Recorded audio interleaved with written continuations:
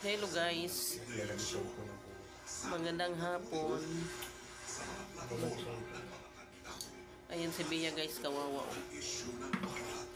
Inanuhan ng mga anak ko guys, kinalbo kasi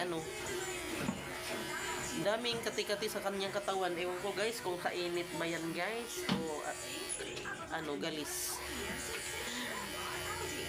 Ano ba ito yung maliliit? Nga mga pula-pula.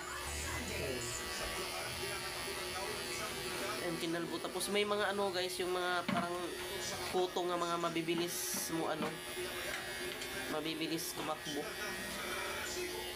Siguro yun ang nangagat sa kay Bea.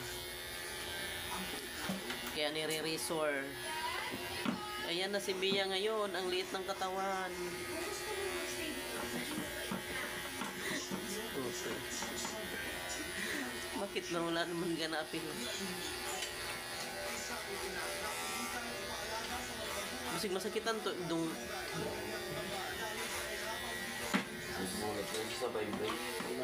Ha?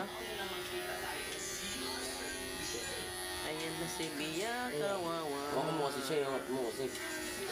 Thank you for watching. Ang liit ng katawan mo.